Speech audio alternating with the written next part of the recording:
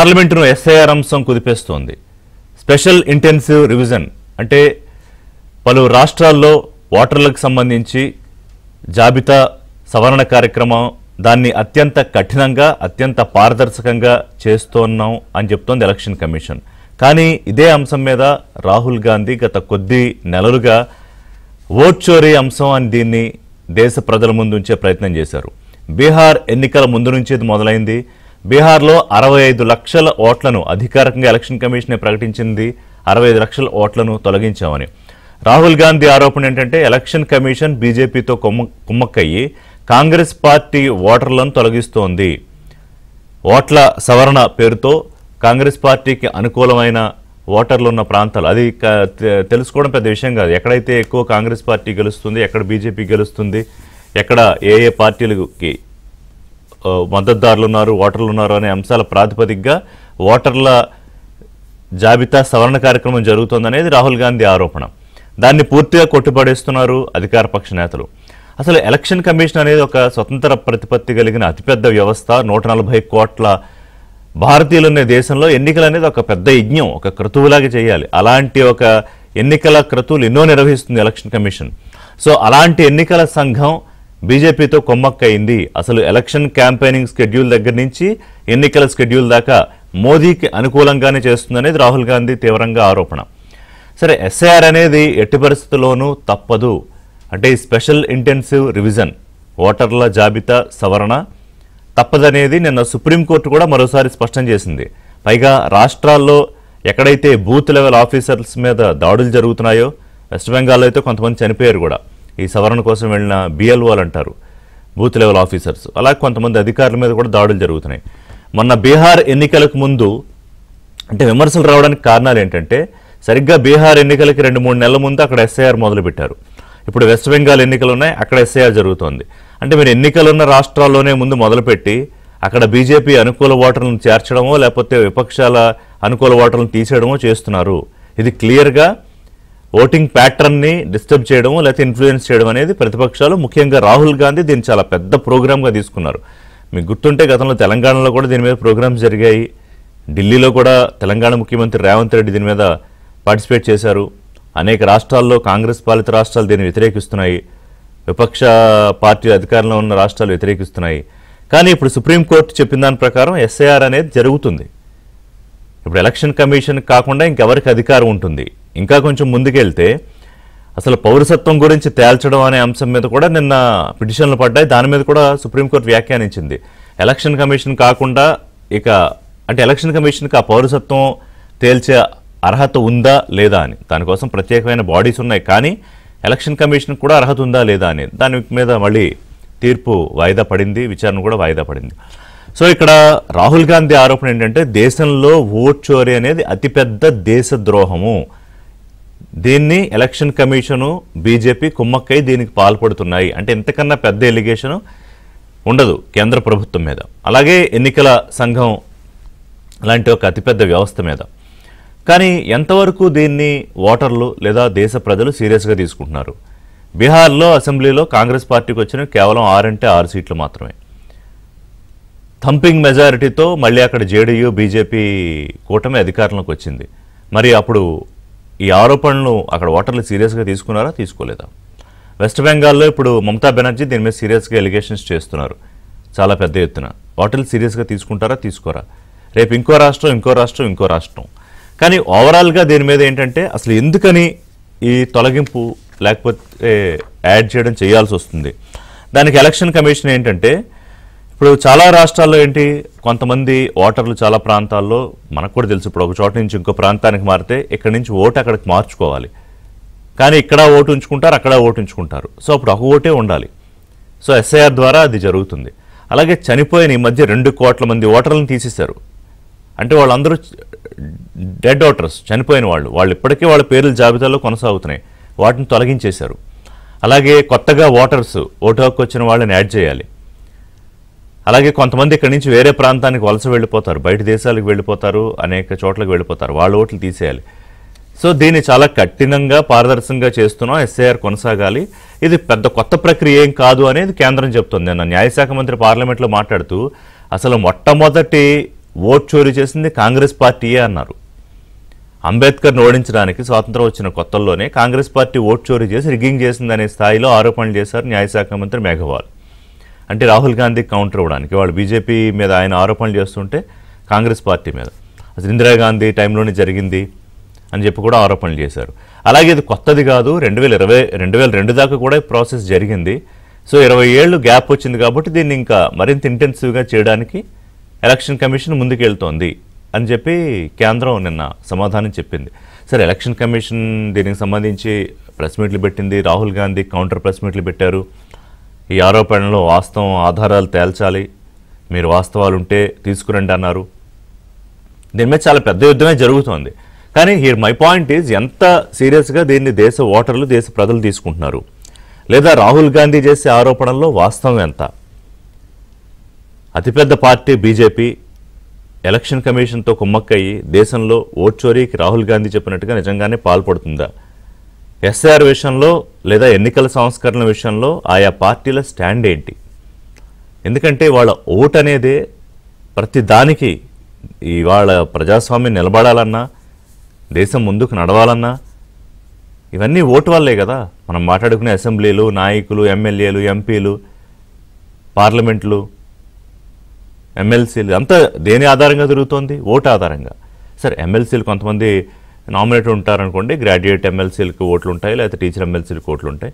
So ఓవరాల్గా ఇవాళ దేశము ప్రజాస్వామ్యం నిలబడింది ఈ ఓట్ అనే ఒక్కదాని మీద. సో దాని మీద ఇంత పెద్ద గందరగోళం ఎందుకు జరుగుతోంది? ఎస్ఐఆర్ నిరాటంకంగా కొనసాగాల్సిందే అని రాష్ట్రాలకు సుప్రీంకోర్టు సూచించింది. దానికి అనుగుణంగా బిఎల్ఓలకు అలాగే అధికారులకు అవసరమైతే సేఫ్టీ, సెక్యూరిటీ కూడా ప్రొవైడ్ చేయాలి అని కూడా గౌరవ న్యాయస్థానం సూచించింది. అలాగే ఈ ఓట్ చోరీ అంశం మీద ఎస్ఐఆర్ రెండు రిలేటెడే. ఓటర్ల సవరణ ఏదైతే ఒక పెద్ద కార్యక్రమం తీసుకుందారో ఎలక్షన్ కమిషన్, సరిగ్గా అక్కడే రాహుల్ గాంధీ ఆరోపణలు మొదలుపెట్టారు. అయితే ఒక వ్యవస్థగా ఎలక్షన్ కమిషన్ చేయట్లేదు, పొలిటికల్గా బీజేపీతో కొమ్మక్కై చేస్తోందనేది ఆయన ప్రధానమైన ఆరోపణ. అది బీహార్ కావచ్చు, మహారాష్ట్ర కావచ్చు, ఇప్పుడు వెస్ట్ బెంగాల్ కావచ్చు, రేపు తెలంగాణ కావచ్చు. రైట్, మనతో పాటు అద్దంకి దయాకర్ గారు జాయిన్ అవుతున్నారు, కాంగ్రెస్ పార్టీ సీనియర్ నాయకులు, పార్టీ ఎమ్మెల్సీ. డాక్టర్ వినూషారెడ్డి గారు, బీజేపీ అధికార ప్రతినిధి. నమస్కారం వినూషారెడ్డి గారు. నమస్కారం దయాకర్ గారు. సో ముందుగా వినూష గారితో మాట్లాడదాం, ఎందుకంటే రాహుల్ గాంధీ గారి ఆరోపణలు కాబట్టి. వినూష గారు, దేశంలో అతిపెద్ద దేశద్రోహం ఏమన్నా ఉంది అంటే ఇవాళ దేశద్రోహ అంశాలు చాలా వస్తాయి. గతంలో మీరు అనేక మంది మీద దేశద్రోహం యాక్టుల కింద పెట్టారు, జైలుకి పంపించారు, లేకపోతే రాజ్దీప్ సర్దేశాయ్ లాంటి జర్నలిస్టుల మీద కూడా దేశద్రోహం కేసులు మోపబడ్డాయి. ఎగ్జాంపుల్ కోసం చెప్తున్నా, అలా చాలా మంది మీద. కానీ ఇవాళ రాహుల్ గాంధీ గారు అనేది ఏంటంటే ఓట్ చోరీ అనేది అతిపెద్ద దేశద్రోహం. ఇవాళ కేంద్రంలో అధికారంలో ఉండి 11 ఏళ్లుగా దేశాన్ని నడిపిస్తోన్న బీజేపీయే ఎలక్షన్ కమిషన్తో కొమ్మక్కే దీనికి పాల్పడుతోంది అని ఎస్ఐఆర్ మీద చర్చ సందర్భంగా రాహుల్ గాంధీ చేసిన తీవ్రమైన ఆరోపణలు ఇవి. To be start with. Okay, Rishi గారు, ముందుగా మీకు, ప్యానెల్లో దయాకర్ గారికి, అలాగే ఏబిఎన్ ప్రేక్షకులకి శుభోదయం. రాహుల్ గాంధీ గారు ఈ రోజు ఎలక్షన్ కమిషన్ గురించి, ఓట్ చోరీ గురించి, ఎలక్షన్ కమిషనర్ గురించి తీవ్రమైన వ్యాఖ్యలు చేశారు. అంటే రాహుల్ గాంధీ గారిని నేను ఒక విషయం అడగాలనుకుంటున్నా, ఇక్కడ అద్దంకి దయాకర్ గారు కూడా ఉన్నారు కాబట్టి. ఇప్పుడు ఎలక్షన్ కమిషనర్స్ అపాయింట్మెంట్ ఏదైతే జరుగుతుందో మీరు ఒకసారి గుర్తు చేసుకోండి. అప్పుడు సోనియా గాంధీ గారు అధికారంలో ఉన్నప్పుడు యూపీఏ సమయంలో ఏమని చెప్పారు? నిఖిల్ కామత్ ని సోనియా గాంధీ గారు ఎలక్షన్ కమిషనర్ గా అపాయింట్ చేస్తున్నారు అని. సోనియా గాంధీ గారు ఎవరండి అపాయింట్ చేయడానికి? ఆవిడ ఏమన్నా అప్పుడు ఎంపీ, అంతేగాని ఆవిడ అప్పుడు సోనియా గాంధీ ఏ ప్రాతిపదికన, ఏ పవర్ తో ఆవిడ ఎలక్షన్ కమిషనర్ ని అపాయింట్ చేశారు? అండ్ మీకు ఇంకొక విషయం చెప్పాలి, ఇప్పుడు మాటికి ఎలక్షన్ కమిషన్ బీజేపీతో కుమ్మక్కైంది, ఎలక్షన్ కమిషన్ బీజేపీతో కుమ్మక్కైంది అంటున్నారు కదా. మీరు ఒకసారి వాళ్ళ చరిత్ర చూద్దాము, కాంగ్రెస్ వాళ్ళ చరిత్ర. కాంగ్రెస్ సమయంలో ఎలక్షన్స్ కమిషనర్ గా పనిచేసిన వాళ్ళందరినీ కాంగ్రెస్ పార్టీ గౌరవించింది. ఇప్పుడు శేషన్ గారని మాట్లాడుకుంటుంటాం కదా, అప్పుడు ఎలక్షన్ కమిషనర్, ఆయన రిటైర్ అయిపోయాక ఆయన టికెట్ ఇచ్చి అహ్మదాబాద్ లో లాల్ కృష్ణ అద్వానీ గారి మీద పోటీకి దింపింది కాంగ్రెస్ పార్టీ. గిల్ గారని ఇంకొక ఎలక్షన్ కమిషనర్ ఉండేవాళ్ళు కదా, ఆయన అంతే రిటైర్ అయిపోయాక ఆయన డైరెక్ట్ కేంద్ర మంత్రి పదవి ఇచ్చారు. ఇంకొక ఎలక్షన్ కమిషనర్ కాంగ్రెస్ సమయంలో రమాదేవి అని ఉండేవాళ్ళు, వారిని గవర్నర్ గా పంపించారు హిమాచల్ ప్రదేశ్ కి. ఫస్ట్ ఎలక్షన్ కమిషనర్ సుకుమారన్ గారు ఎవరైతే ఉన్నారో ఆయన్ని సూడాన్ కు పంపించారు. ఈ విధంగా ప్రతిసారి ఎలక్షన్ కమిషనర్ గా కాంగ్రెస్ ప్రభుత్వంలో ఉన్న వారిని రిటైర్ అయిపోయాక గౌరవించి వారిని ఈ విధంగా గవర్నర్ను, కేంద్ర మంత్రులను చేసిన ఘనత కాంగ్రెస్ పార్టీని. ఈ రోజు కాంగ్రెస్ పార్టీ బయటకు వచ్చి election commission Bharatiya Janata party కుమ్మక్కైపోయాయని మాట్లాడుతుంటే దయ్యాలు వేదాలు వలిచినట్టుగా ఉంది అని చెప్పడానికి ఇది ఒక బీహార్లో 65 లక్షల ఓట్ల తొలగింపు, అంతకుముందు మహారాష్ట్రలో 1 కోటి మంది ఓటర్ల చేర్పు, ఇవన్నీ కూడా కాంగ్రెస్ పార్టీని దెబ్బతీయడానికి లేదా అక్కడ బలంగా ఉన్న బీజేపీ వ్యతిరేక పార్టీని దెబ్బతీయడానికి ఎలక్షన్ కమిషన్ బీజేపీతో ఇంకా మాట్లాడితే మోదీ గారితో కుమ్మక్కై చేస్తోంది. ఇది ఓపెన్ గా రాహుల్ గాంధీ గారు ఇప్పుడు మనం చూపిస్తున్న విజువల్స్ లో ఎగ్జాంపుల్స్ ఇస్తూ, ఎగ్జాంపుల్ ఒక బ్రెజిలియన్ 22 చోట్ల ప్రత్యక్షమైంది అని అనేక ఎగ్జాంపుల్ చెప్తూ ఆయన ఆరోపణలు చేశారు. ఇంకో చోట ఇంకో అగస్త్య అనే పేరు, ఇంకో చోట ఇంకొక పేరు. ఓకే రిషి గారు, మీరు ఇప్పుడు 2 క్వశ్చన్స్ అడిగారు కదా, నేను ఫస్ట్ ఈ బ్రెజిలియన్ మోడల్ గురించి చెప్తాను. ఈ బ్రెజిలియన్ మోడల్ అనే ఆవిడ 22 సార్లు ఇక్కడ వచ్చింది, ఆమె పేరు నోటీసులు వచ్చింది, ఆమె ఓట్ వేసింది అన్నారు కదా. ఆమె పాపం యూట్యూబ్ ద్వారా ఒక వీడియో పెట్టి నేను ఎప్పుడు భారతదేశానికి రాలేదు, అక్కడ భారతదేశంలో నా పేరు వాడుకుంటున్నారు, నా ఫోటో వాడుకుంటున్నారు, అది కూడా 15 ఏళ్ల క్రితం ఫోటో అని పెడితే పాపం ఆమె ఫోటో తీసిన ఇన్స్టాగ్రామ్ క్లోజ్ చేసి నా పర్మిషన్ లేకుండా నేను తీసిన ఫోటోని డౌన్లోడ్ చేశారు భారతదేశంలో ఉండే పొలిటీషియన్స్ అని. మన పరువు భారతదేశంలోనే కాదు, ఎలాగో వీళ్ళ రాహుల్ గాంధీ గారు బయటకు పోయి బయట దేశాల్లో పరువు తీస్తుంటారు కదా, ఈ బ్రెజిలియన్ మోడల్ లాగా కూడా పరువు తీశారు. అదే విషయం కాదు, మీకు చాలా ఎగ్జాంపుల్స్. వీళ్ళు ఏవైతే చెప్పారో ఒక ఇంట్లో 60 మంది ఓటర్లు ఉన్నారు, నీతాదేవి అనే ఆవిడ లేదు, ఇంకొక ఆవిడ రజోదేవి అనే ఆవిడ పేరు మీద ఇంకొకరు వచ్చారంటే వాళ్ళందరూ బయటకు వచ్చి చెప్తున్నారు. నేను మీకు వీడియోలు పంపిస్తాను చూడండి. మేము ఒక కాంపౌండ్ లో తరతరాలుగా ఉంటున్నాము, అది ఒక పెద్ద కాంపౌండ్, ఆ కాంపౌండ్ లో ఇల్లు, అందరికి ఒకటే అడ్రస్ నెంబర్ ఉంటుంది, మేమందరం ఇక్కడే ఉన్నాము, మేమందరం జనైన్ ఓటర్లము, మీరు ఇట్లా మాట్లాడద్దండి అని ఆ కుటుంబ పెద్ద వచ్చి చెప్పారు. ఆ రజోదేవి అయితే బయటకు వచ్చి చెప్పింది, సర్పంచ్ చెప్పమంటే నేను అబద్ధం చెప్పాను అని. నీతాదేవి అని ఆమె అయితే చెప్పింది, నా ఫోటోను మార్పు చేసి అసలు నా ఎపిక్ కార్డ్ ను ఇలా దొంగగా చూపించింది, చెప్పే హక్కు రాహుల్ గాంధీకి ఎలా ఉంది అని. నేను ఒక మోడల్ అయితే కరెక్ట్ గా చెప్తున్నాను, ఆ బ్రెజిలియన్ మోడల్ వ్యవహారంలో రాహుల్ గాంధీ డొల్లతనం బయటపడిపోవడమే కాక పరువు తీసుకున్నారు. ఒక ఇటాలియన్ మోడల్ విషయం అయితే మీకు చెప్పదలుచుకున్నాను రిషి గారు. 1968లో ఇటలీ నుంచి ఒక ఆవిడ భారతదేశానికి వస్తే 1980లో ఓటర్ లిస్ట్ లో ఆవిడ పేరు చేర్చుకున్నారు. కానీ ఆవిడ ఇటాలియన్ సిటిజన్షిప్ వదిలేసి భారత సిటిజన్షిప్ కావాలని ఎప్పుడు అప్లై చేసుకుందో తెలుసా? 1983లో. ఇది నిజమైన ఇటాలియన్ మోడల్ ఏదైతే కాంగ్రెస్ ప్రభుత్వం ఫాలో అవుతుందో. మీరు అడిగిన మొదటి ప్రశ్న, కర్ణాటకలో ఎలక్షన్స్ కి ముందర నేను ఎవరి గురించో మీకందరికి తెలుసుకోవాల్సిందే, ఇటాలియన్ మోడల్ గురించి చెప్తున్నాను నేను. ఇటాలియన్ మోడల్ అంటే ఆ విధానం గురించి సమాధానం చెప్పమనండి దయాకర్ గారికి. అండ్ ఇంకొక విషయం, కోర్టు ఇప్పుడు ఒక పిటిషన్ యాక్సెప్ట్ చేసింది తెలుసా రాహుల్ గాంధీ గారికి బ్రిటిష్ పౌరసత్వం ఉందా లేదా అని, ఇది కూడా ఆయన సమాధానం చెప్పమనండి. ఇప్పుడు ఇంకొక విషయం దయాకర్ గారు, కర్ణాటకలో అసెంబ్లీ ఎన్నికల ముందర 27 లక్షల ఓట్లు డిలీట్ అయ్యాయి. మీరు అప్పుడు కూడా ఇదే యాగి చేశారు, కోర్టుకు వెళ్లారు. తెలంగాణలో మీరు గెలిచారు కదా, గెలిచాకే మీరు ఇప్పుడు ఎమ్మెల్సీ అయ్యారు కదా, మరి మీరు కోర్టుకు వెళ్ళలేదా? 27 లక్షల ఓట్లు డిలీట్ అయినాయి, 27 లక్షల ఓట్లు డిలీట్ అయ్యాయి. రిషి గారు ఒక క్వశ్చన్ ఆయన ఆన్సర్ చేయమని చెప్పండి. తెలంగాణలో 22 లక్షల ఓట్లు డిలీట్ అయితే మీరు గెలిచారు, కర్ణాటకలో 27 లక్షలు డిలీట్ అయితే గెలిచారు. అంటే గెలిచినప్పుడు అంతా ఓట్ చోరీ లేదు, మీరు ఓటు పేరు చోట్ల బీహార్ లో మాత్రం ఓట్ చోరీ ఉంటుందా? దేశంలో అసలు ఓట్ చోరీ, దేశంలో అసలు ఓట్ చోరీ జరగట్లేదు అని చెప్పదలుచుకున్నారు మీరు? దేశంలో ఓట్ చోరీ కాదు రిషి గారు, ఓట్ చోరీ అంటే ఎలక్షన్ కమిషన్ లో అవకతవకలు, రిపిటేషన్స్ ఇవన్నీ నేను ఉండవని చెప్పట్లేదు, ఉంటాయని చెప్తున్నారు. కాబట్టే ఒక సరైన ప్రక్షాళన, మార్పులు చేర్పులు ప్రక్షాళన ఉంటుంది, దానికి ఓట్ చోరీ అని పేరు పెట్టుకున్నది కాంగ్రెస్ పార్టీ. కాంగ్రెస్ పార్టీ కాదు, ఇదే కాంగ్రెస్ పార్టీ ఒకళ్ళు ఇద్దరు రిపిటేషన్స్ ఉన్నాయంటున్నారు కదా, మరి మీరు సరే ఉన్నాయన్నప్పుడు ఇప్పుడు ఈ ఎలక్షన్ పొరపాటు ఇంత పెద్ద వ్యవస్థలో వినోష్ గారు, ఇంత పెద్ద వ్యవస్థలో అక్కడక్కడ పొరపాట్లు జరగవని ఎవరు అనుకోరు, అదోకే, దాన్ని కరెక్షన్ చేసుకోవచ్చు, అది వేరు. పొరపాట్లు జరగడం వేరు, ఇంటెన్షనల్ గా చోరీ జరగడం వేరు. పెంటపాటి పుల్లారావు గారు సీనియర్ విశ్లేషకులు మనతో జాయిన్ అయ్యారు. పుల్లారావు గారు నమస్కారం, మీ దగ్గరికి వస్తాను. నమస్కారం సార్, మీ దగ్గరికి థ్యాంక్స్ ఫర్ జాయినింగ్. మీ దగ్గరికి వచ్చే ముందు దయాకర్ గారు, ఒకటి ఇంత పెద్ద ప్రోగ్రాము అంటే దేశంలో ఒక ప్రక్షాళన కోసం ఎస్ఐఆర్ అని ఎలక్షన్ కమిషన్ తీసుకుంటే, ఎలక్షన్ కమిషన్ నే దొంగ అంటున్నారు రాహుల్ గాంధీ. ఆ దొంగతనం ఎవరి కోసం చేస్తున్నారు? మోడీ కోసం చేస్తున్నారు. ఇది కదా రాహుల్ గాంధీ గారి ఎలిగేషన్స్, పార్లమెంట్ లోపల కానీ బయట కానీ. కానీ వాళ్ళు ఇప్పుడు వినూష గారు చెప్పిన దానికి ఏం చెప్తారు? గుడ్ మార్నింగ్ మిత్రమా, పెద్దలు పుల్లారావు గారికి, సోదరి వినీష గారికి. Good morning. అయితే ఇది ఎట్లా అంటే నేను ఎట్లా మొదలు పెట్టాలనే దాని దగ్గర కూడా కొంత సంశయం ఉంది నాకు రిషి. ఎందుకంటే I'm the first alligator this kind of arguments. ఎప్పుడు 2018లో టిల్ టుడే ఆ కేసు పెండింగ్ ఉంది, సుప్రీం కోర్టుకు మళ్ళీ అప్పీల్కి పోయింది. నేను ఈ దుష్టాంతానికి తెలంగాణ మొదలు. అంటే బీజేపీ ఏం చేసింది మొట్టమొదలు గెలవడానికి? ఓబీసీ అనే నినాదంతో మోదీతో, సెకండ్ టైం ఈడబ్ల్యూఎస్ తో వచ్చింది మతంతో. ఈ రెండిట్లలో మతం అనేది అండర్ కరెంట్, అది ఎప్పుడు పాస్ అవుతున్నట్టు ఇప్పటికి కూడా ఉంటుంది. థర్డ్ ఇక వాళ్ళకున్న ఒకే ఒక్క ఆయుధం, ఎన్నిక గెలవాలంటే ఎన్నికల కమిషన్ ను టేక్ ఓవర్ చేయాలి. ఇది ప్రాక్టీస్ గా వీవీప్యాట్ పెట్టి తెలంగాణను మోడల్ గా చేసుకున్నారు. తెలంగాణ ఒక సంవత్సరం ముందుకు ఎన్నికలకు పోతుంది, అప్పుడు మనకు టెస్టింగ్ కొరకు వీవీప్యాట్ పెడతారు. ఎందుకంటే ఓటుకు కంపారిటివ్ స్టేట్మెంట్ కదా ఇది, మీకు లిటరల్ గా బ్యాలెట్ లెక్కనే ఓటు ఉంటది. అవును, ఇక్కడనే 18 ఈవీఎం 18 సెంటర్స్ లో మేము ఎలక్షన్ పిటిషన్స్ చేసినాం తెలంగాణ నుంచి. ఒకటి డీకేఆర్ నది, ఒకటి మన ఎవరిది అడ్లూరు లక్ష్మణ్ ఒకటి, ఇంకొకటి ఇప్పుడు ముగ్గురిది ఎగ్జిక్యూట్ అయినా ఇంప్లిమెంట్ చేయలేదు. అప్పుడు ఏంటి ఎలిగేషన్ అంటే 25 లక్షల ఓట్లు తీసేసిండని రంజిత్ కుమార్, ఆయన ఎక్స్ ఎలక్షన్ కమిషనర్, ఆయన సారీ చెప్పాడు కదా, తీసేసిండని ఎలిగేషన్ పెడితే లేదు అని చెప్పేసి దబాయించింది. ఎలక్షన్స్ అయిపోయినాక హైకోర్టుకు పోయినాక సారీ, జస్ట్ సే సారీ అయిపోయింది. అక్కడ ఏమైందంటే ఆ 25 లక్షల ఓట్లలో ప్రతి నియోజకవర్గంలో 15 నుంచి 20,000 ఓట్లు కాంగ్రెస్ ఓట్లే పోయినాయి.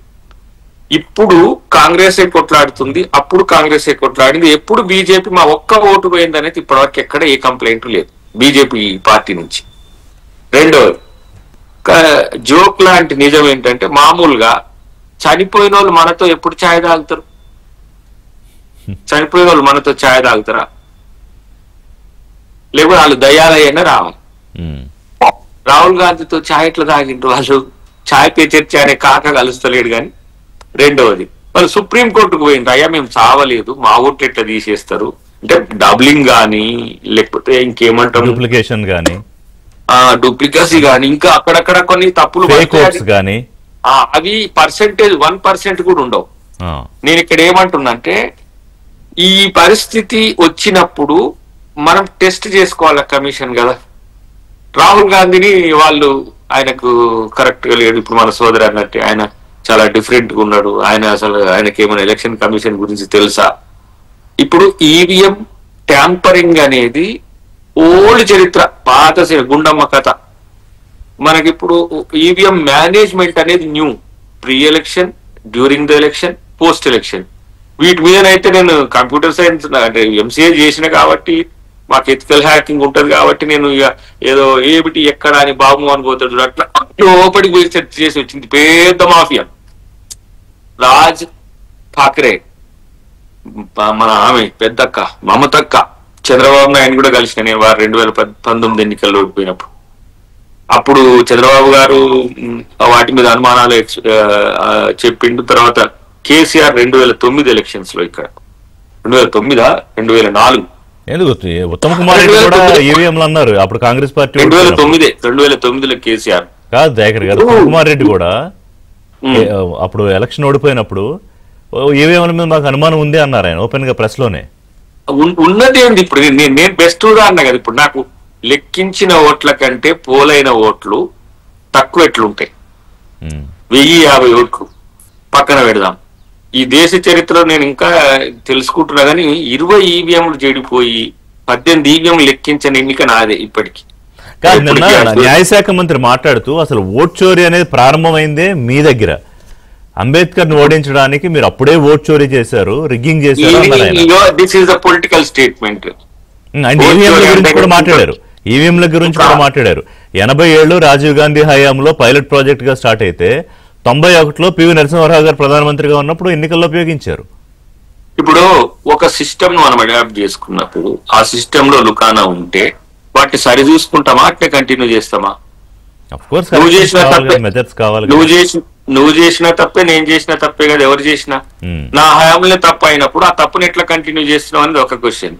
కానీ ఇక్కడ నేను చెప్పాల్సింది ఏంటంటే, ఓట్ చోరీ అంటే ఎమ్మెల్యే చోరీ అని, దేశ్ చోరీ అని, లేకపోతే ఇంకోటి ఏంది దేశ్ చోరీ అని, ఇట్లా ఇవేమో పొలిటికల్. నేను ఎలక్షన్ కమిషన్ సూటిగా అడుగుతున్నది ఏంటంటే, ఒక ఎన్నికలో పోలైన ఓట్ల కంటే లెక్కించిన ఓట్లు ఎట్లా ఎక్కువ ఉంటాయి. దిస్ ఇస్ అ ప్రైమ్ కదా. అవును, మనకు 100% ఓటింగ్ పడ్డదంటే అదృష్టం, కానీ అన్ని బూత్లలో పడింది. నేను టెస్టిమోనీగా ఒక 12 బూత్లకు సంబంధించిన వివరాలు కూడా పెట్టిన. నాదే ఎందుకు చెప్తున్నా అంటే ప్రత్యక్షంగా నేను అనుభవించిన కాబట్టి. 924 కాదు, ఈ రకమైన ఫిర్యాదులు దేశవ్యాప్తంగా చాలా వచ్చాయి. ఇప్పుడు సపోజ్ అఖిలేష్ యాదవే ఆయన ఓపెన్ గా చెప్పారు, ఇదిగో నేనే ఇన్ని కంప్లైంట్లు పంపించాను ఎలక్షన్ కమిషన్ కి, దేనికి రెస్పాన్స్ 60 లక్షలు కాదు, బీహార్ లో 60 లక్షల పైచిలకు ఓట్లు పోయినాయి అనేది ఒక కంప్లైంట్ ఉన్నది. అది కాంగ్రెస్ వాళ్ళు లేకపోతే అక్కడ తేజస్వి అందరు గగ్గోలు పెడుతున్నారు. బీజేపీ ఎలక్షన్ కమిషన్ ప్రొటెక్ట్ చేస్తున్నది, కానీ అట్టెట్లా పోతాయని అంటున్నదా? అది ఇక్కడ మన మతలబ్ ఏంటంటే election commission free and fair election జరపడానికి ఎవరైనా ఇప్పుడు పొలిటికల్ గా అధికారంలో ఉన్న నియమిస్తారు. సోనియా గాంధీ గారు నియమిస్తేంది, మోడీ గారు నియమిస్తేంది, రేపు ఇంకో ఎక్స్ వస్తే ఎవరు చేసిన అపాయింట్మెంట్ అనేది కాన్స్టిట్యూషనల్ కదా. అపాయింట్మెంట్ అయినాక ఎనాక్ట్ చేసే దాన్ని బట్టి ఇప్పుడు అంటున్నాం. ఇప్పుడు నేను కంప్లైంట్ చేస్తే నువ్వు నివృత్తి చేయాలి తప్పితే నున్నే దొంగ అంటే ఓడ్చోరు అని నేనంటే, రాహుల్ దొంగ నువ్వు అంటే దీనికి ఏం లెక్క ఉన్నది?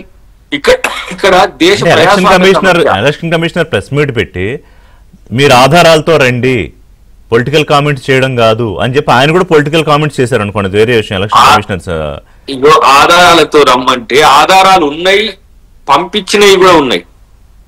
ఇప్పుడు ఎవరు రావాలి, ఏ స్టేటస్ లో రావాలనేది ఒక చర్చ. ఇప్పుడు ఊరికనే ఇప్పుడు సుమోటో కూడా సుప్రీంకోర్టు తీసుకుంటారు కదా కొన్ని ఇన్సిడెంట్స్ ను. అవును, అసలు దేశ ప్రజాస్వామ్యానికి తలమానికమే రాజ్యాంగం అయితే, తలలో 4 మన పార్లమెంట్ అయితే తలలో 4 సుప్రీంకోర్టు. సుప్రీంకోర్టే దాని మీద నేను కామెంట్ చేయలేననే స్థితికి వచ్చినప్పుడు ఇక నువ్వు కంచే చేను వేస్తే అన్నట్టుగా ఎవరికి చెప్పాలి? ఇప్పుడు ఇది తీసుకుపోయి సుప్రీంకోర్టు ఎస్ఐఆర్ జరగాల్సిందే అని చెప్పారు కదా, అన్ని రాష్ట్రాలకి డైరెక్షన్స్ ఇచ్చారు కదా. ఎస్ఐఆర్ జరగొద్దని ఎవరు అంటుండే? ఎస్ఐఆర్ జరుగుతున్న తీరు కదా పక్షపాతంగా ఉంటుంది అనేది కదా. ఇక్కడ కాంగ్రెసే లేకపోతే కాంగ్రెస్ అలీసే లేదంటే ఇండియా కూటమి మాత్రమే ఎందుకు అలిగేషన్స్ ఉన్నాయి, ఎన్డీఏ కూటమికి ఎక్కడ కూడా అలిగేషన్స్ ఎందుకు లేవు అని అంటున్నా. ఎన్డీఏ కూటమిలో లేని రోజు చంద్రబాబు నాయుడు కంప్లైంట్ చేసిండు, కేసీఆర్ గారు కంప్లైంట్ చేసిండు, ఇప్పుడు జగన్ కంప్లైంట్ చేస్తలేడు అనుకోండి, ఏం అనలేడు కాబట్టి. ఇట్లా నేను రాష్ట్రాలు ఎన్నో నేను చెప్పగలను. ఇప్పుడు నవీన్ పట్నాయక్ దగ్గర ఇప్పుడు మీరు ఒడిశా ముఖ్యమంత్రి పేరు చెప్పండి అసలు. ఒడిశా ముఖ్యమంత్రి తెలియని వాళ్ళు కూడా అవుతారు ముఖ్యమంత్రులు. అందుకని నేను ప్రియాంక ఒక మంచి మాట అన్నది, ప్రియాంక గాంధీ, మేము దేశం కోసం మేము కొట్లాడతాం, మీరు ఎలక్షన్లు కొట్లాడతారు, మీరు ఎలక్షన్లు గెలుస్తారు కాబట్టి మీరు నాయకులు అవుతారు, కానీ మేము పార్లమెంట్ లో ఉంటాం. అది 100, 50, 2, 3 కానీ ఉంటాం. కానీ ఇక్కడ దేశంలో మా ఈడీ అంటే ఈడీ మీ హామీలు ఏం చేసింది, సిబిఐ అంటే సిబిఐ ఏం చేసింది, లేకపోతే ఐటీ అంటే ఐటీ మీ హామీలు ఏం చేసింది. ఇక నువ్వు ఏదన్నా చెప్పు, మీరే కదా చేసింది, ఏదైనా మేమే చేసింది. కానీ మేము ఇట్లా కనుక చేసి ఉంటే, పారదర్శకంగా చేయకుండా ఉంటే ఇంకో పార్టీ దేశంలో పుట్టున్నా, బీజేపీకి రూపముండునా, జనతా పార్టీకి ఉండునా, లేకపోతే ఇంత నియంతృత్వంగానో ఇంత ఒక ఆటోక్రటిక్ సిస్టమ్ ఎవాల్వ్ చేసుకుంటూ కాక మళ్ళీ నేనేమంటున్నా, పార్లమెంట్ లో దీని మీద డిస్కషన్ రాదు. నేను అందుకని ఒక జేపీసీ అయ్యండి ఓట్ చోరీ మీద రాహుల్ గాంధీ ముద్దాయిని తేల్చి పడేస్తుంది. ఆయన మాట్లాడేది ఒక్కడు ఇల్ ఇంటెన్షన్ తోనో, మోడీ గారి మీద వ్యతిరేకతతోనో, బీజేపీ మీద వ్యతిరేకతతోనో మాట్లాడుతున్నాడు అనుకుందాం. ఆ ఎస్ఐఆర్ అనేది లీగలే కదా, కాన్స్టిట్యూషనలే కదా. మీరు చేస్తున్న ప్రతిదీ ఎలక్షన్ కమిషన్ కాన్స్టిట్యూషనల్ బాడే కదా. మీరు చేస్తే వాటి మీద ఒక జేపీసీ వేసి వాటి పనితీరు మీద ఒక చేయడానికి సమస్య ఏమొస్తున్నది? అప్పుడు ఆల్ పార్టీ డెలిగేషన్ ఉంటది కదా. సార్ ఇదే విషయం మాట్లాడదాం, ఎందుకంటే ఇప్పుడు లోక్సభలో చర్చ సందర్భంగానే మాట్లాడుకుంటున్నాం కాబట్టి ఏం జరిగితే బాగుంటుంది అనేది కూడా మేబీ ఒక బ్రేక్ తర్వాత పుల్లారావు గారు ఆయన అనాలిసిస్ లో చెప్తారు. Short break first show. So Pullarao గారు, ఒకటి రాహుల్ గాంధీ చేస్తున్న ఆరోపణలు గతంలో కూడా మనం మాట్లాడుకున్నాం. అయితే ప్రస్తుతం దీని మీద అఫీషియల్గా పార్లమెంట్లో చర్చ జరుగుతున్న సందర్భంగా వారు అదే కామెంట్స్ చేశారు. దేశ ప్రజల ముందు, అంటే ఇంతకుముందు పలు సందర్భాల్లో పలు వేదికల మీద పెట్టింది, ఇవాళ అత్యున్నత సభలోనే పెట్టారు. దీని మీద బీజేపీ వర్షన్ బీజేపీ చెప్తోంది. సో ఏంటి దీని మీద మీ అనాలిసిస్ ఏంటి? తప్పకుండా ఓట్ చోరీ అనేది అంత గ్రేట్ గా జరగకపోయినా జరుగుతూ ఉంటుంది.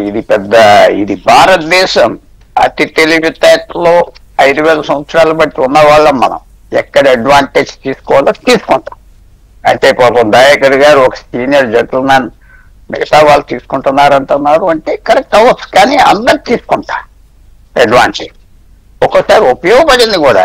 కాశ్మీర్ ఎలక్షన్స్ లో ఏ గవర్నమెంట్ అధికారంలో ఉన్నారో జాగ్రత్తగా చేయటానికి. సో ఎలక్షన్ ప్రాసెస్ ని శుభ్రం చేయాలి, చాలా అవసరం. ఎస్ఐఆర్ అవసరం, కానీ ఫస్ట్ ప్రాబ్లం ఎక్కడ వచ్చిందంటే బీహార్ లో ఎలక్షన్స్ నవంబర్ లో ఉంటే జూలైలో స్టార్ట్ చేయటం, అదేదో హడావిడిగా చేయటం చాలా క్రూడ్ గా చేశారు. అది అప్పటి నుంచి ఇప్పటి వరకు ఆ ఇంపాక్ట్ ఉంది. అదే ఒక సంవత్సరం ముందర క్యాజువల్ గా చేస్తే ఎవరు పట్టించుకోరే.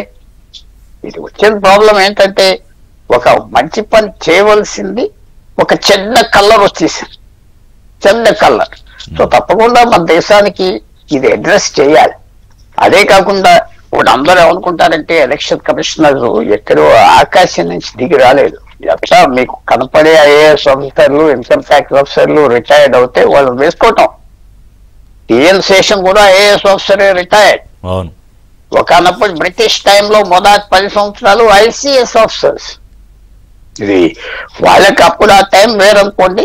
ఇప్పుడు చాలా కాంపిటేటివ్నెస్ వచ్చేసింది పాలిటిక్స్ లో, రాజకీయంలో. పవర్ కావాలి, పవర్ తెచ్చుకోవాలి. నేను తెచ్చుకోవాలి, లేకపోతే మీరు తెచ్చుకోవాలి. ఈ కాంపిటీషన్ వల్ల తప్పకుండా ప్రాసెస్ ఫెయిల్ అవుతుంది. ఒక ఉదాహరణ చెప్తాను మీకు. రీసెంట్ గా పేరు చెప్పొచ్చు, తప్పేం లేదు, నేను రెస్పాన్సిబిలిటీ తీసుకుంటా. అశోక్ లవాసా అని అప్పుడు ఎలక్షన్ కమిషనర్ 5-6 సంవత్సరాల క్రితం ఉండేవాడు. ఏదో అలిగేషన్ చేశాడు ప్రైమ్ మినిస్టర్ ఎలక్షన్ కమిషన్ లో. ఎలక్షన్ టైంలో ఏదో అన్నాడు, నోటీస్ ఇచ్చాడు, బాగానే ఉన్నాడు. సడన్ గా ఆయన మీద అలిగేషన్స్ వచ్చింది, సైలెంట్ అయిపోయాడు, రిజైన్ చేశాడు. వెళ్ళి గవర్నమెంట్ ఆయన ఏషియన్ డెవలప్మెంట్ బ్యాంక్ కి వైస్ ప్రెసిడెంట్ గా 3 సంవత్సరాలు 5 సంవత్సరాలు ఉద్యోగం ఇచ్చారు. సో చెప్పేది ఏంటంటే వీళ్ళు కూడా ఏదో దేవుళ్ళు వచ్చేస్తారు. ఎలక్షన్ కమిషన్ ఎవరిని అపాయింట్ చేసినా అంతే కదా. ఇందాక దయాకర్ గారు చెప్పారు, ఎవరో 18-20 లక్షల ఓట్లు సారీ చెప్పి తీసి పారేసాడని. మరి అతని మీద యాక్షన్ తీసుకోవాలి కదా. వీళ్ళు ఇప్పుడు గవర్నమెంట్ లో ఉన్నప్పుడు ఆయన మీద యాక్షన్ తీసుకోవాలి. డిసిప్లినరీ యాక్షన్ తీసుకుంటే వచ్చే వాళ్ళు జాగ్రత్తగా ఉంటారు, మరి ఒకటి తీసుకోరే. సో తప్పకుండా ఎలక్షన్ ప్రాసెస్ శుభ్రం చేయాలంటే ఎలక్షన్ కమిషన్ చేయాలి. ఎలక్షన్ కమిషన్ కి ఎక్కడి నుంచి తీసుకొచ్చి అపాయింట్ చేస్తారు? మషిన్స్ కాదు కదా, మనుషులు నిర్ణయాలు తీసుకోవాలి కదా. సో చాలా ఇది ఒక పెద్ద ఇష్యూ. కానీ దీంట్లో ఉన్న పాజిటివిటీ ఏంటంటే రోజు రోజుకి లిటరేట్ అయిపోతుంది. ఇప్పుడు దాదాపు 90%, 95% ఓటర్స్ లిటరేట్. 90% తక్కువ కాదు, చాలా సీరియస్ గా లిటరసీ వచ్చేసింది. కాబట్టి వాళ్ళే ప్రొటెక్ట్ చేసే పని ఉండాలి, వాళ్ళే చేయాలి. కొన్ని దేశాల్లో, అమెరికాలో ఎర్లీ ఎలక్షన్ పెడతారు, 1 నెల ముందల నుంచి ఓట్లు వేసుకోవచ్చు. దాంట్లో కూడా వీక్నెస్ ఉన్నది, దాంట్లో స్ట్రెంగ్త్ ఉన్నది, దాంట్లో ఫెయిలియర్స్ కూడా ఉన్నాయి. సో అందువల్ల ఇది పర్ఫెక్ట్ ప్రాసెస్ లేదు. కానీ ఒక డేంజర్ ఏమిటంటే దీంట్లో ఉన్నది, డేంజర్ చెప్తున్నా, తప్పకుండా తప్పులు జరుగుతున్నాయి, దిద్దుకోవాలి. ఎలా చేయాలి ఆలోచించాలి. యూనిఫామ్ గా పార్లమెంట్ డిసైడ్ చేసి చేయాలి, జ్యుడిషియరీ సైన్ చేయాలి. కానీ మరి చెప్తే ఇది ఇన్స్టిట్యూషన్స్ కి దెబ్బ తగులుతుందా? ఇప్పుడు అదే ఇన్స్టిట్యూషన్స్ గురించి నిన్న రాహుల్ గాంధీ ఏమన్నారు మీరు వినే ఉంటారు. అనేక వ్యవస్థలను, అంటే యూనివర్సిటీల దగ్గర నుంచి, అంటే ఎక్కడైతే ఈ ఒక చైతన్యం మొదలవుతుందో అక్కడి నుంచి వ్యవస్థలన్నీ ఆర్ఎస్ఎస్ తన గుప్పిట్లో పెట్టుకోవడానికి ప్రయత్నం చేస్తారు. ఇప్పుడు మీరు అన్నది ఇందాక ఎలక్షన్ కమిషనే చెయ్యాలి దీంట్లో ప్రక్షాళన. కానీ అదే ఎలక్షన్ కమిషన్ వారి మాటల్లో ఈ సమగ్ర సవరణ పేరుతోటి బీజేపీతో కుమ్మక్క అయిపోతే ఇంకా పార్టీలకు న్యాయం ఎలా జరుగుతుంది అని కదా అక్కడ మొదలైంది అసలు ఈ పోరాటం. అది అడ్రస్ చేయాలి. బీజేపీ అడ్రస్ చేయడానికి అది కష్టం కాదు. ఫస్ట్ స్టెప్ అప్పుడు జూలైలో ఎస్ఐఆర్ ఎందుకు పెట్టాలి బీహార్ లో? అక్టోబర్ లో ఎలక్షన్స్ 90 రోజుల్లో అవును ఆ హడావిడిగా చేయటం అది ఒక మిస్ జడ్జిమెంట్. ప్రభుత్వం లా మినిస్ట్రీ కంట్రోల్ చేస్తాదని కాదు ఎలక్షన్ కమిషన్ తో, లా మినిస్ట్రీ డీల్ చేస్తాడు ఎలక్షన్ కమిషన్ తో. వాళ్ళు సలహా ఇవ్వాలి, ఇలా చేయకూడదని, ఇది చేయటం కరెక్ట్ కాదు, ఇది 90 రోజుల్లో చేస్తే అనుమానం వస్తుంది కదా. అది చేయలేదు, అక్కడ ఫెయిలియర్ చేశారు గవర్నమెంట్. తప్పకుండా ఫెయిలియర్ అవ్వింది. తర్వాత ఇంకో పాయింట్, మనం కూడా తమిళనాడులో ఎస్ఐఆర్ మొదలు పెట్టారు. ఎలక్షన్ కమిషన్ కాన్ఫరెన్స్ పిలిచేసి ఆఫీసర్ని స్టార్ట్ చేయడం. నేను అప్పుడు చెప్పింది ఏంటంటే, నాకు అవకాశాలు వచ్చినప్పుడు నేషనల్ టీవీ మీద సెక్రటరీ ఎలక్షన్ కమిషన్ వెళ్ళి తమిళనాడు గవర్నమెంట్ కలవచ్చు కదా, ఒకసారి వాళ్ళు కలిసి ఇలా చేస్తున్నామని చెప్పొచ్చు కదా, చెప్పి మీకు సజెషన్స్ తీసుకున్నామని చెప్పొచ్చు కదా. మళ్ళీ ఏప్రిల్లో ఎలక్షన్స్ అయితే మీరు మళ్ళీ డిసెంబర్లో బిగిన్ చేస్తారా ఎస్ఐఆర్? అక్కడ 1 year బిఫోర్ బిగిన్ చేస్తే ఎవరు పట్టించుకుంటారు? ఇక్కడ ఈవేళ రిటైర్డ్ బ్యూరోక్రాట్స్ చేసే డ్యామేజ్, వాళ్ళకి పెద్ద ఆలోచన ఉంటుంది, ఏదో పెద్ద ఆఫీసర్లు పెద్దగా చేశారు, వాళ్ళకి అతి గౌరవం ఇస్తాం మనం. ఆల్ ఇండియా సర్వీసెస్ కి అతి గౌరవం ఎవరైనా ఇచ్చేది, వాళ్ళు ఏదో రెస్పెక్ట్ఫుల్ పీపుల్. రాహుల్ గాంధీ ఆరోపించేది officers are doing on their own అని కాదు కదా. ఈ ఆఫీసర్లు ఈ వ్యవస్థలు ప్రభుత్వంతో అంటే బీజేపీతో కుమ్మక్కే చేస్తున్నాయని కదా. కరెక్టే, ఒకళ్ళు నిలబడాలి కదా, నిలబడాలి, వాళ్ళకు కూడా రోల్ ఉన్నది కదా. ఇప్పుడు నా ఇష్టం వచ్చినట్టుగా నేను చేస్తానంటే ఎవరో నాకు వ్యతిరేకం చేయాలి కదా. ఇప్పుడు కరెక్టే, పొలిటికల్ గా మీరు బీజేపీని మీరు సరిగ్గా చేయాలంటే వాళ్ళు కాంగ్రెస్ సరిగ్గా చేయాలంటారు, కమ్యూనిస్టులు చేయాలంటారు, ఎవరో ఒకరు నిలబడాలి కదా కాన్స్టిట్యూషన్ ప్రొటెక్ట్ చేయటానికి. ఇప్పుడు బీజేపీని మార్చుకోమంటే వాళ్ళు మారుతారా, కాంగ్రెస్ ని మార్చుకోమంటే వీళ్ళు మారుతారా, లేకపోతే కమ్యూనిస్టులు? నేను చెప్పేది ఎలక్షన్ కమిషన్ రోల్ చెప్తాను. ఆ రూపంలో కూడా నాకు ఒక ఫీలింగ్ ఏమిటంటే ఎక్సెసివ్ గా చేస్తే దాని వాల్యూ కూడా పోతాయి. ఇవాళ బీహార్ ఎలక్షన్స్ లో ఏదో ఓట్ చోరీ మీద ఏదో వచ్చేస్తుందంటే ప్రజలకు కూడా అది ఒక సొరక పెట్టినట్టుగా పొలిటికల్ గా ఒక లైట్నింగ్ లాగా చేస్తా ఉంటే ప్రజల మైండ్కి ఎక్కుతారు. ఎక్కలేదు బీహార్లో అయితే ఎక్కలేదు. ఎందుకంటే బీహార్లో దాదాపుగా ఆయన ఎలక్షన్కి నెల 40 రోజుల ముందో మొదలు పెట్టారు. కేవలం కాంగ్రెస్ పార్టీకి 6 సీట్లే వచ్చాయి. అంటే ఇదొకటే కారణం అని నేను చెప్పట్లా. ఆయన ఎలక్షన్ కమిషన్ ని ఆరోపించారు, బీజేపీని ఆరోపించారు, కానీ రిజల్ట్ వేరేలా వచ్చింది. ఒకటి మెయిన్ థింగ్ ఏమిటంటే మంచిది, ఈ కంప్లైంట్ చేయటం మంచిది, చెడుదని నేను అంటలేదు. చాలా రిఫార్మ్స్ కావాలి. దాంతో పాటు ఓట్ చోరీ కదా, ఎలక్షన్ చోరీ కదా. మనం ఇప్పుడు అందరూ ఒక మాట చెప్పుకున్నా, ఓట్లకి డబ్బు ఇస్తున్నావా లేదా? లేదంటారు మీరును మన ఇద్దరు మిత్రులు. ఇస్తున్నాం కదా, ఇస్తున్నారు కదా పార్టీలు. మీరు అంటారు, మన కాంగ్రెస్ నాయకుడు దయాకర్ గారు అంటారు, వినోష్ గారు కూడా అంటారు, డబ్బులు ఇవ్వట్లేదా? డబ్బులు ఇస్తున్నాం కదా. అది ఎలక్షన్ చోరీ చేస్తున్నారు. పేదవాడు అనేవాడు ఎలక్షన్ పోటీ చేయలేడు కదా ఈ దేశంలో. ఇంకా బీహార్ లో ప్రేమతో వేసారా? బాంబే నుంచి 20 లక్షల మంది మిగతా రాష్ట్రాల నుంచి వచ్చారంటే అది ట్రైన్ ఫేర్ ఇచ్చారు, వచ్చి దిగి ఓటేశారు. అది మాట్లాడాలి. ఓట్ ఎలక్షన్ దొంగతనం చేస్తున్నారని మాట్లాడితే ఇంకా వాల్యూ వస్తారు, పబ్లిక్ లేవుస్తారు, నిలబడతారు. ఎలక్షన్ సిస్టమ్ రిఫార్మ్ చేయాలి, తప్పదు. ఇప్పుడు మన ఎలక్షన్ సిస్టమ్ ఏంటి? ఇది పార్టీ డామినేటెడ్ సిస్టమ్. పార్టీ పిలుస్తారు, పార్టీయే రికగ్నైజ్ చేస్తారు. ఎవరో ఎలక్షన్ కమిషన్. పార్టీలు రికగ్నైజ్ చేసినప్పుడు ఈ ప్రైవేట్ కార్పొరేషన్స్ అయిపోయినాయి. ప్రైవేట్ కార్పొరేషన్ ఇప్పుడు బీహార్ లో ఏమైంది? ఒక మర్జర్గా ఒక అలయన్స్ వస్తారు. బీజేపీతో చక్కగా 5-6 వచ్చారు, కలిసారు. అలాగే కాంగ్రెస్ అదే తేజస్వి యాదవ్ తో కార్పొరేట్ మర్జరు. మీరు ఇది ఇంకా బ్రాడన్ చేయాలి. ఎలక్షన్ రిఫార్మ్ అంటే ఈ ఓట్లు చెప్పదండి, వాళ్ళు ఇద్దరు చెప్తే నేను ఒప్పుకుంటా. I respect dum very much. Okay, చిన్న బ్రేక్ తీసుకుందాం. బ్రేక్ తర్వాత ఏంటంటే ఎన్నికల సంస్కరణ జరగాలనేది ఏ పార్టీ కూడా వ్యతిరేకించేది కాదు. అది ఇప్పుడు సపోజ్ ఎగ్జాంపుల్ నేను నిబంధనలు ప్రజలకు అనుకూలంగా ఉండాలి కానీ బాధ పెట్టేవిగా ఉండకూడదని ప్రధానమంత్రి గారు వేరే సందర్భం చెప్తున్నాను నేను. ఇండిగో విషయంలో వారు రెస్పాండ్ అని మాట్లాడారు. యాజ్ సో ఎన్నికలు అనేది ఇటు ప్రజలకి సేవ చేసే వాళ్ళకి యాక్చువల్గా అయితే అంటే వాళ్ళని నడిపించడానికి, కానీ ఇక్కడ రూలర్స్ గా మారిపోతున్న పరిస్థితుల్లో బట్ సంస్కరణ ఎక్కడ జరగాలి అనే చర్చలో ఆ సంస్కరణ చేసే వ్యవస్థల మీదే అనుమానం వచ్చినప్పుడు మరి దానికి సొల్యూషన్ ఏంటి? బ్రేక్ తర్వాత మాట్లాడదాం.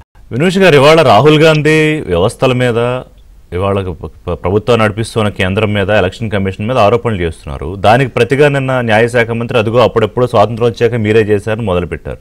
సో విమర్శ, ఆరోపణ, ప్రతి విమర్శ, ఇది సంస్కరణలకు నిజంగా ఒక నిజమైన అర్థాన్ని ఇస్తుందా?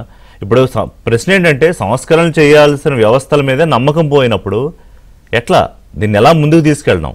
సో మీరు కన్విన్స్ చేసి ప్రతిపక్షాలను ముందుకు తీసుకెళ్లాలా, లేకపోతే వాళ్ళ మీద ఎదురుదాడి చేసి యుద్ధం చేస్తూ ముందుకు తీసుకెళ్తారా?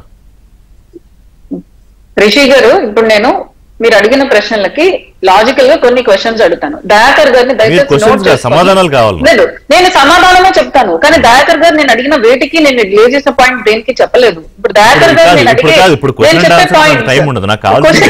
కాదు, నేను చెప్పేది ఇప్పుడు బీహార్ అడగమనండి రిషి గారు. లేదు, నన్ను చెప్పనివ్వండి. ఇప్పుడు మనకు వీళ్ళు రాజ్యాంగాన్ని గౌరవిస్తామని అంటారు కదా. బీహార్ లో 65 లక్షల మంది ఓటర్లు తీసేశారని వీళ్ళు అంటున్నప్పుడు కోర్టుకు పోయినప్పుడు కోర్టు ఏమడిగింది? ఒక్కరిని పిలుచుకురండి, మీరు ఆ 65 లక్షల మందిలో ఒక్కరిని ఎవరైతే ఓటు తీసేశారో పిలుచుకురండి అన్నారు. బీహార్ లో వీళ్ళ పార్టీ పొత్తులో ఉన్న వాళ్ళందరికీ కలిపి 2 లక్షలకు పైగా బూత్ లెవెల్ ఏజెంట్స్ ఉన్నారు కదా.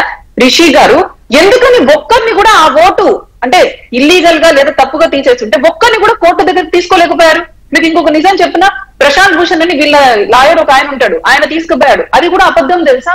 తప్పు రికార్డులు తీసుకపోతే కోర్టు చెప్పింది, మీకు లాస్ట్ టైం వార్నింగ్ ఇస్తున్నాను, కోర్టుకు మీరు అబద్ధాలు చెప్పాల్సిన అవసరం లేదు అని.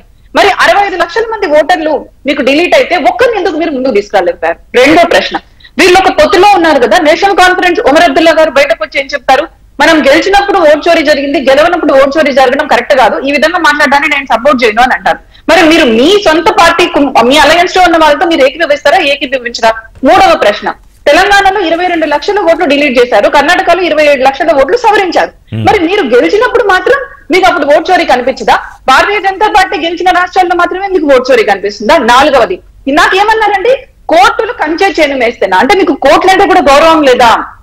దయాకర్ గారు, మీరు ఎవరిని గౌరవిస్తారు? సుప్రీం కోర్టును గౌరవించారు. సుప్రీం కోర్టు చెప్పింది కదా మీకు నాకు ప్రూఫ్ తో తీసుకురండి అని, ఒక్కరిని మీరు తీసుకురాలేకపోయారు. ఇంకొక విషయం నేను అడుగుతాను మిమ్మల్ని దయాకర్ గారు, కోర్టు ఒక్క విషయంలో ఒక ఎలక్షన్ రద్దు చేసింది, అది కర్ణాటకలో, ఇదే ఓటింగ్ ప్రక్రియ సరిగ్గా జరగలేదని. అది ఎవరు గెలిచింది? కాంగ్రెస్ గెలిచింది, నంజయ్ గౌడ ఆ ఎలక్షన్ రద్దు చేసింది, ఒకే ఒక ఎలక్షన్. కోర్టులు ఇంత చేస్తున్నప్పుడు మీరు కోర్టులను కంచె చేయని వేస్తే అంటారేంటి? మీరు కోర్టులని నమ్మరు, మీరు ఈడీని నమ్మరు, మీరు ఎలక్షన్ కమిషన్ ని నమ్మరు, మీరు సిబిఐ నమ్మరు, మీరు అమెరికాకి వెళ్తారు, అక్కడ మాట్లాడతారు. మీకు ఒక విషయం తెలుసా, అమెరికాలో ఎలక్షన్ మీద ఇప్పటికి కూడా కోర్టులో వాదోపవాదాలు జరుగుతున్నాయి, అక్కడ ఎలక్షన్లు సరిగ్గా జరగలేదని. ఇట్లాంటి వాళ్ళు ఎక్కడైనా ఉంటారు. అండ్ ఐదవది లాస్ట్, మీరు ఏమన్నారంటే ఒడిశా ముఖ్యమంత్రి గారి పేరు తెలుసా మీకు అని. దయాకర్ గారు, మీకు ఆదివాసీలు, వెనుకబడిన వాళ్ళు, ఎస్టీలు వీళ్ళంటే గౌరవం లేదా అండి? ఆయన ఒక ఆదివాసీ నుంచి వచ్చి ఒక సామాన్య కార్యకర్తగా మొదలయ్యి బీజేపీలో ముఖ్యమంత్రి అయ్యారు. మీ రాహుల్ గాంధీ గారి లాగా ఎప్పుడు ఒక ఫ్యామిలీ పేరు పెట్టుకోనో ఒక కుటుంబం నుంచి వచ్చిన వాళ్ళు కావాలని ఉందా? అండ్ ఇంకొక ప్రశ్న, రాహుల్ గాంధీ గారు కరెక్ట్ గా మీరు 5 క్వశ్చన్లకు నాకు సమాధానం చెప్పండి. ఎందుకు మీరు కోర్టుకు తీసుకురాలేకపోయారు ఒక్క ఓటర్ని? దయాకర్ గారు, టు ద క్వశ్చన్స్, ప్రశ్నలతోనే డిబేట్ పోకుండా సమాధానం చెప్పాలి కాబట్టి. అందుకే ఇప్పుడు సుప్రీం కోర్టుకు ఎవరైతే ఆ చనిపోయిన క్యాండిడేట్స్ పోయిండ్రు, అది మరి సోదరికి అది గుర్తున్నదో లేదో. రెండవది, గెలిచిన దగ్గర కూడా కాంగ్రెస్ పార్టీ ఓట్ చోర్ జరిగిందని కర్ణాటకనే బెస్ట్ ఎగ్జాంపుల్ గా, ఇది 2023 గెలిచిన దగ్గర, ఓడిపోయిన దగ్గర కాదు, మేము గెలిచిన దగ్గర. మూడవది, ఇప్పుడు నాకు కోర్టు మీద ఎట్లా నమ్మకం ఉండాలో ఒకసారి చెప్పండి. ఒక సంవత్సరంలో ఎలక్షన్ పిటిషన్ అనేది రిజాల్వ్ కావాలి, ఈదర్ ఇన్ ఆర్ అవుట్. అంటే నేను వేసిన వాదనలో పస ఉందా లేదా అంటానికి వీళ్ళే ఒక కొత్త చట్టం తీసుకొచ్చింది. ఒక సంవత్సరం లోపు దానికి సంబంధించిన నిగ్గు తేల్చాల్సిన చట్టం తెచ్చింది వీళ్ళే. ఇప్పుడు 6 సంవత్సరాల వరకు ఆ కోర్టులో పెండింగ్ లో హైకోర్టులో ఉండగా నేను వివిప్యాట్ లెక్క పెట్టమని సుప్రీంకోర్టుకు పోయినా. సుప్రీంకోర్టు పోతే నువ్వు కింది కోర్టుల పెండింగ్ నుండి గీడికి ఎట్లా వస్తావు అని స్క్రాచ్ చేసి కిందికి వెళ్ళిపో. నా పేరు మీద 260 కేసులు వేసిండ్రు ఏడిఆర్ సర్వే వాళ్ళు. ఏడిఆర్ ఏదైతే అకాడమిక్ సొసైటీ ఉందో వాళ్ళు చాలా రకాల చేస్తుంటారు. ఈ మధ్య కూడా మీరు ఏడిఆర్ సర్వే చూసిండ్రు. నా హెడెడ్ గా 260 కేసెస్ వేసిండ్రు. అప్పుడు ఆపు మనోడు మంత్రి ఏం పేరు సౌరభ్ ఉండే, ఆయన దాన్ని నా కేస్ స్టడీ తీసుకొని 260 దేశంలో జరిగిన వాటి మీద వేసింది, అది స్క్రాచ్ చేసింది. ఇప్పుడు సుప్రీంకోర్టు హైకోర్టు ఈ కిందికి వచ్చినప్పుడు ఎన్నిక అయిపోయింది కదా, మీరు ఎమ్మెల్సీ అయిపోయింది కదా, ఇంకో కొత్త ఎమ్మెల్యే వచ్చింది కదా. అరే కొత్త ఎమ్మెల్యే వస్తేంది, నేను ఓడిపోతేంది, వాళ్ళు గెలిస్తేంది, కోర్టు తీర్పు రావాలి కదా. అవును, ఇప్పుడు కోర్టు తీర్పు అడిగే హక్కు కూడా నాకు లేదా? ఇది కోర్టు ధిక్కారం అవుతుందా? I have a constitutional right. Supreme court అయినంత మాత్రాన ఒకవేళ నాకు న్యాయం జరగకపోతే సుప్రీంకోర్టు చాలా మంచిదని అనాలనా? నాకు తప్పు జరిగితే, నాకు అన్యాయం జరిగితే నేను ప్రశ్నించే హక్కు నేను కలిగిలేనా ఒక వ్యక్తిగా? కాబట్టి కోర్టు ధిక్కారం కాదు. కోర్టు ఎందుకు ఈ డిస్క్రిమినేషన్? అసలు నేను ఒక ప్రయత్నం చేసి హైకోర్టు ముందు ఒక రోజు ఎప్పుడైనా పోయి మౌన దీక్ష చేసి అయ్యా నా తీర్పు ఇవ్వండి అని కూర్చుందామని ప్లాన్ చేసుకుంటున్నాను. అంటే ఎట్లా అంటే కోర్టుల మీద నమ్మకాలు కోల్పోయింది. ఎందుకు అనంటే చనిపోయినమని చెప్పిన వ్యక్తులు రాహుల్ గాంధీ గారి దగ్గర ఛాయ దాగిపోయి కోర్టులో పిటిషన్ వేసిండ్రు. ప్రశాంత్ భూషణ్ గారిది కాదు. రెండవది, సర్ గాని లేకపోతే 60 లక్షల ఓట్లు బీహార్ లో గాని, ఇక్కడ 25 లక్షలు గాని, ఎక్కడ 50 లక్షలు గాని, రేపు నేనే అధికారంలోకి వస్తా, ఇదే సిస్టమ్ అడాప్ట్ చేస్తా, ఇది మీకు మంచిదా? ఎవరికి మంచిది కాదు కదా. ఇండియా కూటమిలో ఉన్న ఉమర్ అబ్దుల్లా గారి statement, yes we respect them, మీరు కూడా మీరు డిసెంట్ మాకు డిసెంట్ అయినంత మాత్రం మీరు కరెక్ట్ కాదని మేమెందుకు అనాలి? మీరు కరెక్టే కావచ్చు, నా తప్పును రిజాల్వ్ చేయాల్సిన సిస్టమ్ ఉండాలి కదా ఎలక్షన్ కమిషన్ దగ్గర. కాబట్టి ఇక్కడ నేను ఏమంటున్నానంటే దేశ ప్రజాస్వామ్యం, ఇంతకుముందు నేను గతంలో చాలాసార్లు చెప్పిన, ఈ దేశంలో 565 పైచిలుకు గణరాజ్యాలు నియంతృత్వ ధోరణితో ఏకపక్షంగా రాజరికంగా ఉన్నదాన్ని అంబేద్కర్ గారితో సహా ఆనాటి పెద్దలందరూ, శ్యామ్ ప్రసాద్ ముఖర్జీ గారితో సహా, ఎందుకంటే వారికి ఇష్టదైవం కావచ్చు, అలాంటి వాళ్ళందరి దేశానికి ప్రజాస్వామ్యం కావాలి, రాజుకు పుట్టినోడు రాజు కావద్దు, ప్రజల ఓటుకు పుట్టినోడు రాజు కావాలి. ఈ ఓటునే ట్యాంపర్ చేసినాక ఇంకెవడో ఎల్లిగాడు వస్తున్నాక ఇప్పుడు ఇంతకు ముందు ఇందాక మిమ్మల్ని అడిగి వినోష్ గారిని అడిగి మిమ్మల్ని అడుగుతున్నా దయాకర్ గారు, సుప్రీంకోర్టు, ఎలక్షన్ కమిషను, ప్రభుత్వం, పార్లమెంటు, ఇన్ని వ్యవస్థలు ఉన్నాయి కదా, ఇప్పుడు వ్యవస్థల మీద నమ్మకం కోల్పోయిన తర్వాత ఇంకా ప్రజాస్వామ్యం ఎలా నిలబడుతుంది అంటున్నాను నేను. దట్స్ వాట్, ప్రజాస్వామ్యాన్ని నిలిపే బాధ్యత ప్రభుత్వానికి మేజర్ గా. ఇప్పుడు నేనేమంటున్నా అంటే ఒడిశా ముఖ్యమంత్రినైనా లేకపోతే ద్రౌపది ముర్ము గారైనా ఒక మారుమూల ఆదివాసీ ప్రాంతాల నుంచి వచ్చిన ఒక సామాన్య జీవులు, వాళ్ళ రైట్స్ ఉండాలి కదా. ఇప్పుడు పార్లమెంట్ అంటే ఏంది, రాష్ట్రపతితో పాటు ఉభయ సభలు. ఒక స్త్రీమూర్తిని అక్కడ పెట్టి పార్లమెంట్ ఓపెనింగ్ మోడీ గారు ఓపెన్ చేస్తే ఎవరు పార్లమెంట్ బాస్? ఎవరు? రాష్ట్రపతిగా. కాబట్టి కాదు వినోష్ గారు, ఒకసారి పుల్లారావు గారికి మాట్లాడిద్దాం. కానీ మీరు ఒక్క విషయం చెప్పాలి వినోష్ గారు, ఇందాక మీరు ప్రశ్నలు అడిగారు బట్ నాకు సమాధానం చెప్పలేదు. వ్యవస్థల్లో నమ్మకం కలగాలంటే అందరూ భాగస్వాములు అవ్వాలి కదా, ఇంక్లూజివ్ గా ఉండాలి కదా అంటున్నాను నేను. రిషి గారు ఇవన్నీ వ్యవస్థలు 1947 నుంచి ఉన్న వ్యవస్థలే. ఇప్పుడు మేము నేషనల్ జ్యుడిషియల్ రిఫార్మ్స్ బిల్లు తెచ్చినప్పుడు కోర్టు కొట్టేసింది బయటకు వచ్చి. అయినా మేము కోర్టులు పెట్టల వ్యతిరేకత ఏం చేయలేదు మేము అధికారంలో ఉన్నప్పుడు. వీళ్ళు ఇప్పుడు రాహుల్ గాంధీ గారు బెయిల్లో ఉన్నారంటే అదే కోర్టు రాహుల్ గాంధీ గారికి బెయిల్ ఇచ్చింది. మాకు వాళ్ళకు తేడా మీరు అబ్జర్వ్ చేయండి. ఇదే ఎలక్షన్ కమిషన్ 2004లో 2009లో ఎలక్షన్లు కండక్ట్ చేస్తే మేము ఓడిపోయాము. 2014లో అధికారంలోకి వచ్చాం. నేను ఒక్క క్వశ్చన్ అడిగితే మీరు ఏంటంటో డిస్కషన్ చెప్తారు. బీహార్ లో 65 లక్షల మందిలో ఒక్కరిని కూడా మీరు ఎందుకు కోర్టు ముందుకు తీసుకురాలేకపోయారు? పోయిందని చెప్పినా కూడా మీరు దయాకర్ గారు నేను మీకు మీరు అబద్ధం చెప్తున్నారు. అసత్యాలు చెప్పి మీరు ప్రజల్ని కానీ ప్రజలు మిమ్మల్ని అందుకే బీహార్ లో ఇంటికి పంపించేశారు దయాకర్ గారు. ఒక్క ఓటర్ని కూడా మీరు తీసుకెళ్ళారు. మీరు చెప్తున్నారు అబద్ధాలు. ఒక్క ఓటర్ని కూడా మీరు తీసుకెళ్ళారు. నా పేరు దొంగగా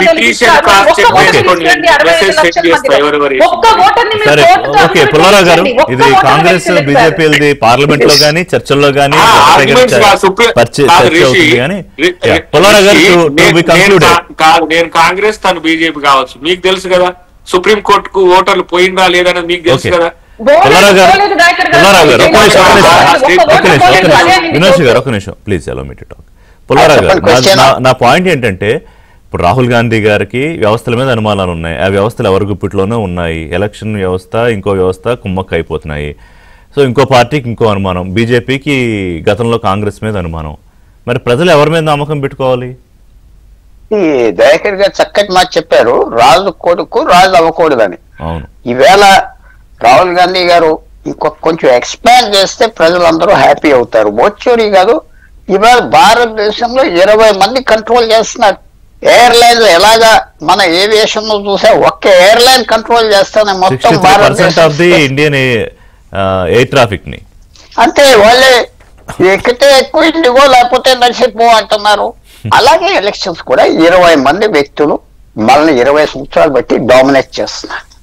అది కూడా కలిపితే ఆయన రాజు కొడుకు రాజు అవ్వడు దయాకర్ గారు. సో ఎక్స్పాండ్ చేయాలి ఆయన. ఈవేళ మనం ఏదో ఎలక్షన్స్ ఫ్రీగా ఉన్నాయి బాగా గెంటలేస్తున్నాం లేకపోతే బీజేపీ అనుకోని కాంగ్రెస్ అనుకోని కాదు. 20 మంది ఇండివిజువల్స్ మీరు ఆలోచించుకోండి సిస్టమ్ ఎంత కరప్ట్ అయిపోయిందో. ఇది ఒక అది మెయిన్ థింగ్. ఓట్ చోరీ ఎస్, ఎలక్షన్ చోరీ కూడా విని కదా. ఈవేళ వాళ్ళ టికెట్లు ఇవ్వకపోతే మీరు పోటీ చేయగలరా? ఆ 20 మంది మీరు ఎలక్షన్ లో ఒక్క ఇండిపెండెంట్ ఎలక్ట్ అవటం లేదు. ఇప్పుడు భారతదేశంలో ఫస్ట్ పార్లమెంట్ లో దాదాపు 10% 5% ఇండిపెండెంట్ సెలెక్ట్ అయ్యేవారు. ప్రజలకి ఆ చాయిస్ కూడా తీశారు మీరు. అందువల్ల చాలా చేంజెస్ రావాలి. ఐ వెల్కమ్ రాహుల్ గాంధీ, కానీ ఎక్స్పాండ్ చేయాలి. ఈ ఒకే Right, we'll see. సబ్జెక్ట్ పట్టుకుంటే ఆయన స్టేల్ అయిపోతాడు. చూద్దాం ఇంకా చర్చ ఎంత ముందుకు వెళ్తుంది, ముఖ్యంగా దేశ ప్రజల నుంచి ఎటువంటి రెస్పాన్స్ వస్తుందో. థ్యాంక్ యూ వినోష్ గారు, దయాకర్ గారు, పుల్లారావు గారు. ఇదే వాళ్ళ చర్చ. అప్డేట్స్ కోసం కీప్ వాచింగ్ ఏబిఎన్ ఆంధ్రజ్యోతి.